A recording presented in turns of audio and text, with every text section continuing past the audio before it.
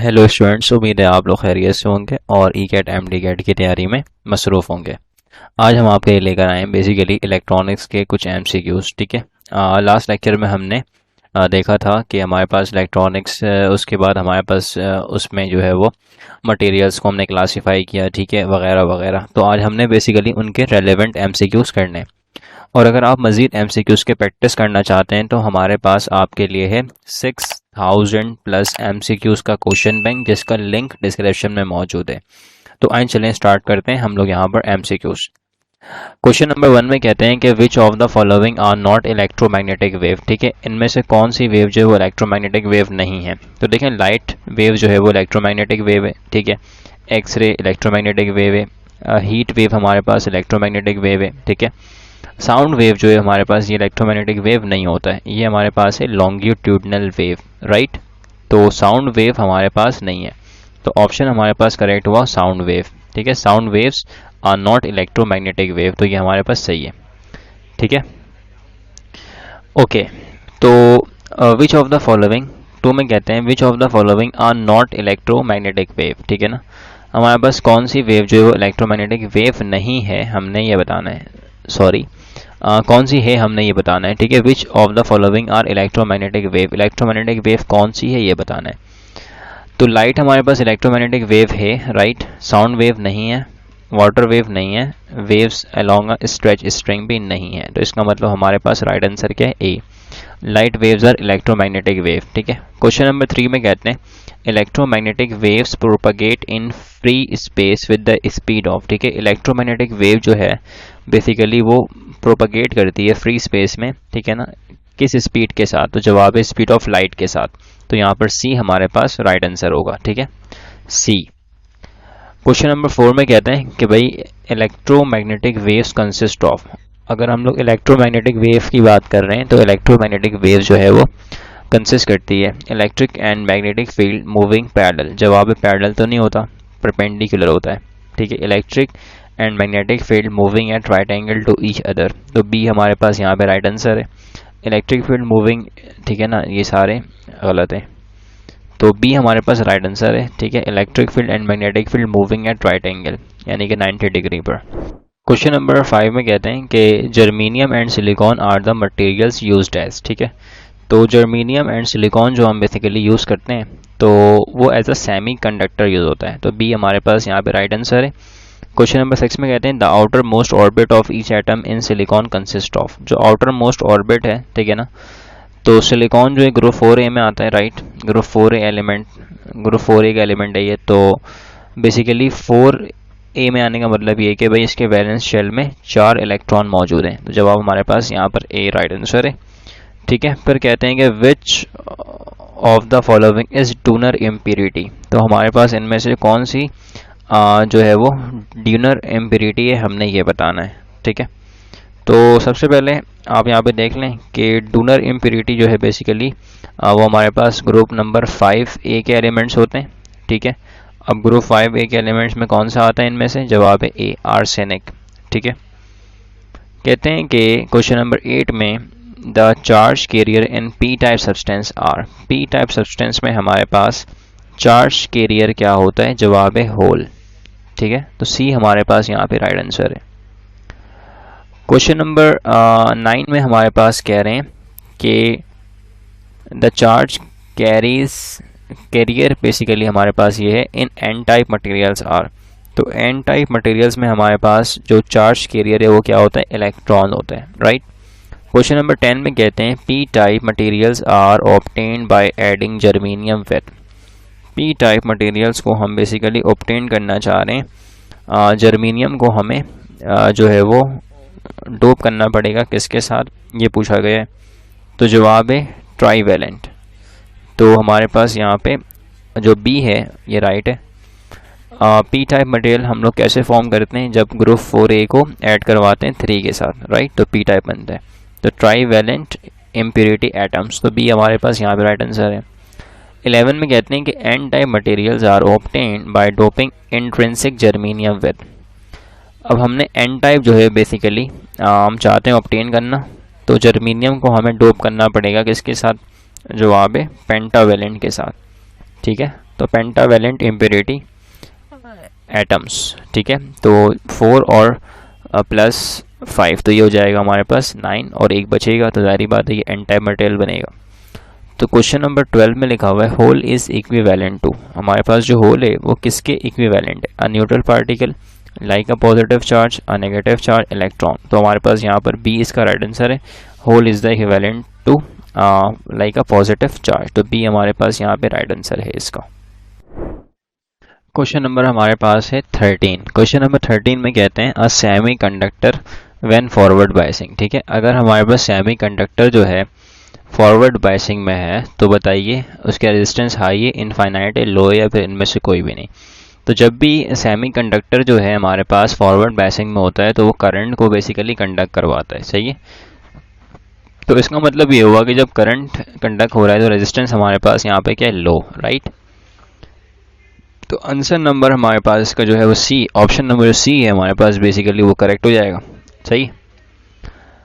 Okay, question number 14 में कहते हैं PN junction conduct current only when, PN junction जो है वो कंडक्ट करेगा करंट को ओनली, ठीक है ना, सिर्फ जब वो किस में होगा? रिवर्स बायसिंग में होगा, फॉरवर्ड बायसिंग में होगा, नाइदर रिवर्स नॉर फॉरवर्ड, या ऑल ऑफ द अबव। तो करंट जो है वो कंडक्ट होता है फॉरवर्ड बायसिंग में, ठीक है, और फॉरवर्ड बायसिंग में हमारे पास रेजिस्टेंस लो होती है, तो ऊपर आप देख सकते हैं। तो बी हमारे पास यहाँ पर बेसिकली राइट ऑप्शन बनेगा, ठीक है। 15 में कहते हैं rectification is the process of converting, ठीक है। रेक्टिफिकेशन हमारे पास एक प्रोसेस है जिसमें हम लोग कन्वर्ट करते हैं, ठीक है ना, एसी को डीसी में, डीसी को एसी में, या बोथ, या इनमें से कोई भी नहीं। तो याद रखें एसी को हम लोग कन्वर्ट करते हैं डीसी में, ठीक है ना, alternating current convert into direct current, तो ये कहलाता है रेक्टिफिकेशन। इसको पढ़ते हैं हम लोग rectification, AC into DC, right. 16 में कहते हैं the device used for conversion of AC into DC, ठीक है ना, उस डिवाइस का नाम बताइए जो कि कन्वर्ट करता है ऑल्टरनेटिंग करंट को डायरेक्ट करंट में, ठीक है ना।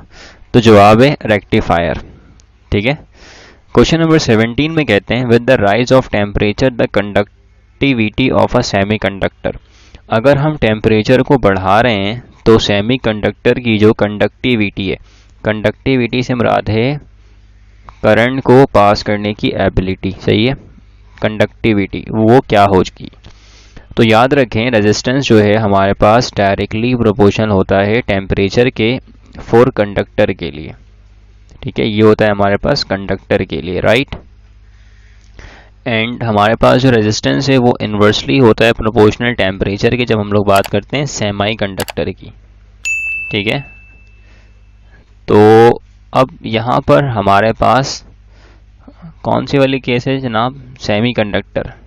तो इसका मतलब ये है अगर हम क्या कर रहे हैं, टेम्परेचर को बढ़ा रहे हैं, ठीक है ना, टेम्परेचर बढ़ाएंगे तो रेजिस्टेंस क्या हो जाएगी? कम।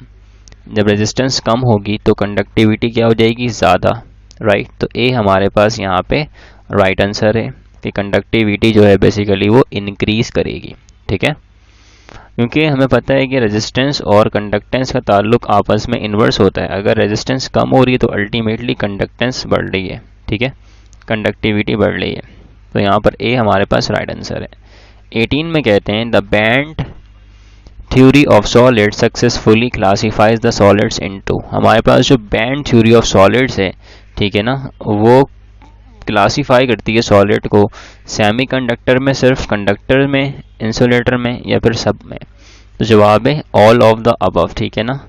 तो basically insulator, conductor and semiconductor ये तमाम को क्लासीफाई करती है, ठीक है ना। ओके, आगे कहते हैं हमारे पास कि transistor are made from, transistor जो है बेसिकली किससे बनता है?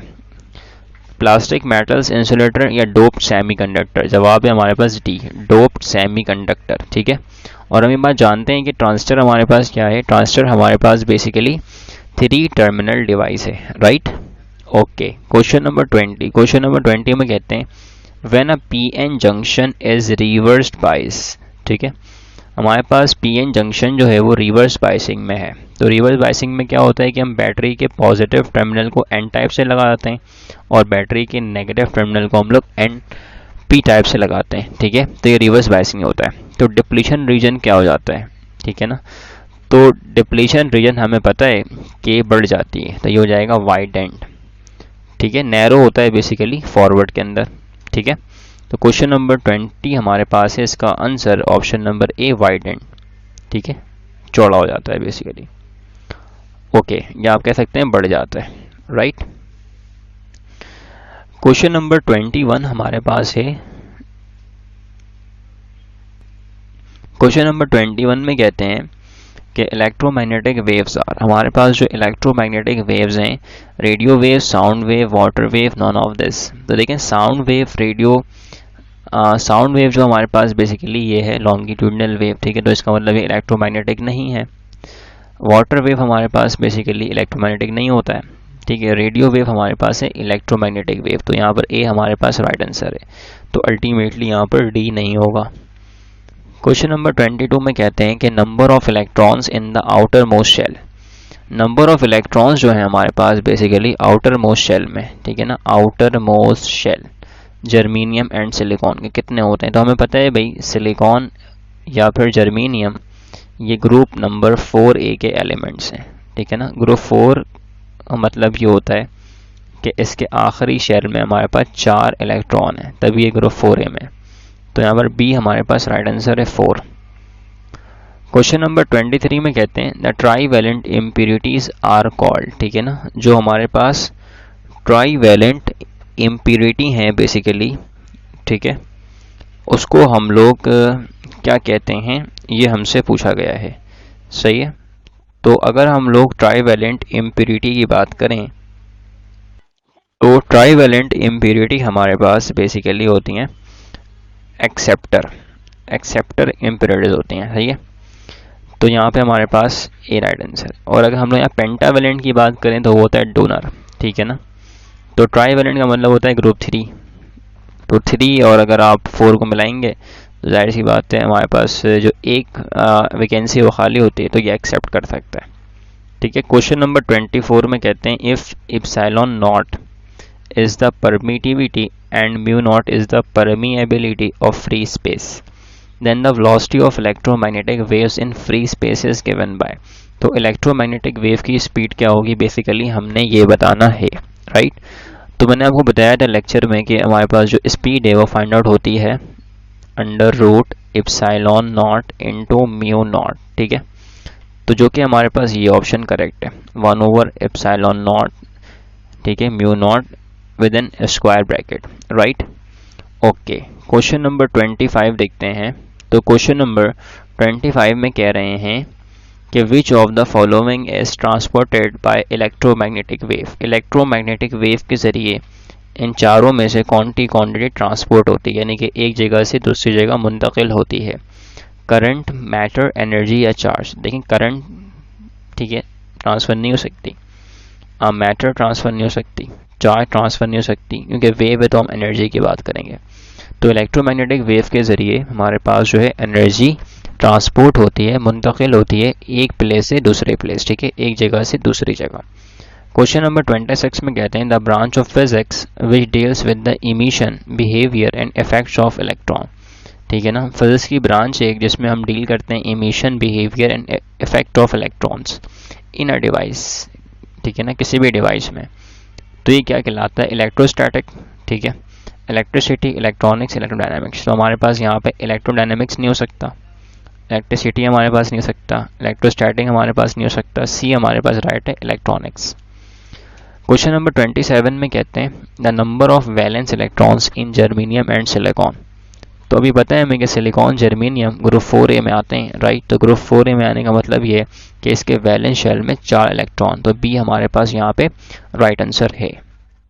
तो ये था हमारे पास बेसिकली कुछ MCQs जो कि हमने यहाँ पर प्रैक्टिस किए हैं, राइट, जो कि हमने लास्ट टाइम टॉपिक कवर किया था, तो उसके रेलेवेंट MCQs हमने यहाँ पर देखे हैं, ठीक है। तो अगर आप मज़ीद प्रैक्टिस करना चाहते हैं MCQs की, तो हमारे पास बेसिकली आपके लिए है 6000 प्लस क्वेश्चंस का MCQs क्वेश्चन बैंक, जिसकी लिंक जो है बेसिकली डिस्क्रिप्शन में मौजूद है, राइट। तो मिलते हैं नेक्स्ट वीडियो में, अल्लाह हाफ़िज़।